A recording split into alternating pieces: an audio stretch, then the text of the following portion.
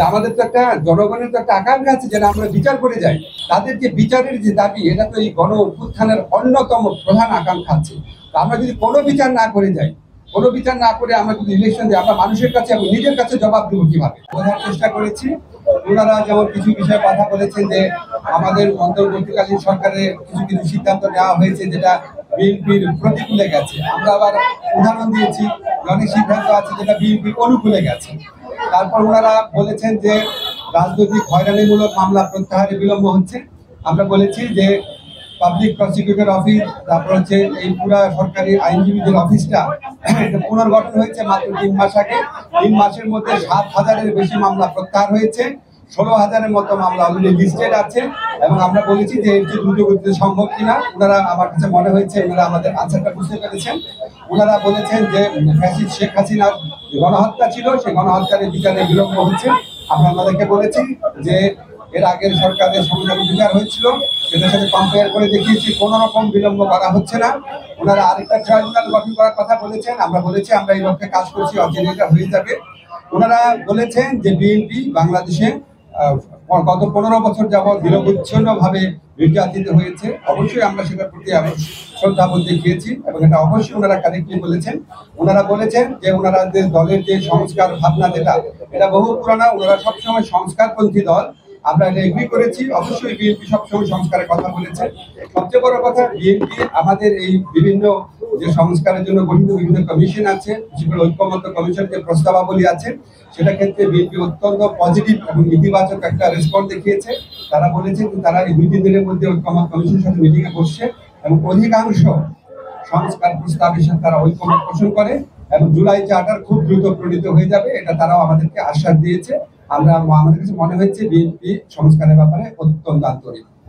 একটা ব্যাপার নিয়ে একটুখানি আপনার ভিন্ন মত হতে পারে, সেটা হচ্ছে ওনারা যেটা বলেছেন, সত্যি যে ওনারা বলেছেন যে ডিসেম্বরের মধ্যে ইলেকশন হলে ভালো হয়।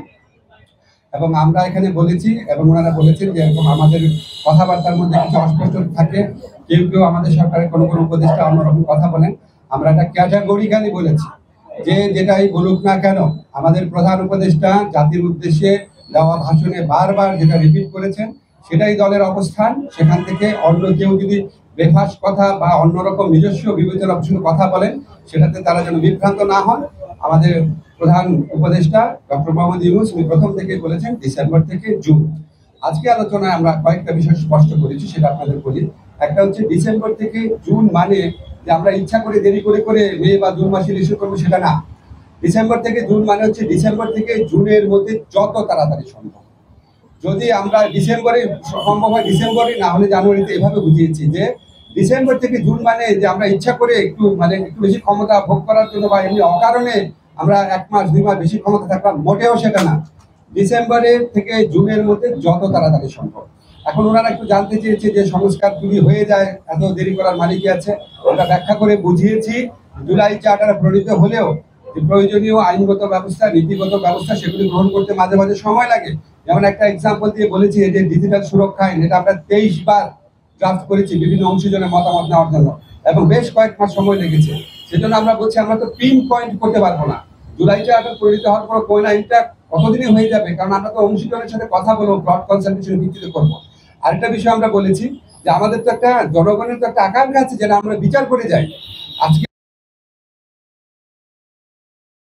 বেশি তরুণ জীবন দিয়েছে আর প্রায় 50-60 হাজার মানুষ আপনার শারীরিকভাবে পার্মানেন্টলি ক্ষতিগ্রস্ত হয়েছে, চোখ হারিয়েছে। তাদের যে বিচারের যে দাবি, এটা তো এই গণ অভ্যুত্থানের অন্যতম প্রধান আকাঙ্ক্ষা আছে। আমরা যদি কোনো বিচার না করে যাই, কোনো বিচার না করে আমরা যদি ইলেকশন দিই, আমরা মানুষের কাছে এবং নিজের কাছে জবাব দেবো কিভাবে? ফলে শুধু ইলেকশনটা সংস্কার, নির্বাচন, ইলেকশনের ব্যাপারটা সংস্কার, বিচার এবং আমাদের সরকারের গৃহীত কিছু পদক্ষেপের উপর নির্ভর করে। এই জন্যই ডিসেম্বর থেকে জুন টাইমলাইনটা বলা হয়। কিন্তু আমরা ক্যাটাগরিক্যালি বলেছি এটা কোনোভাবেই জুনের বেশি যাবে না, যে যে কথাই বলুক না কেন। এটা প্রধান উপদেষ্টার অঙ্গীকার পুরা জাতির প্রতি, রিপিটেড উনি বলেছেন কোনো অবস্থাতেই জুন অতিক্রম করা হবে না, নাম্বার 1। নাম্বার 2 হচ্ছে ডিসেম্বর থেকে জুন মানে হচ্ছে ডিসেম্বর থেকে জুন, বাট এর মধ্যে যত তাড়াতাড়ি সম্ভব অযথা কালক্ষেপণের বিন্দু মাত্র চেষ্টা আমাদের মধ্যে থাকবে না।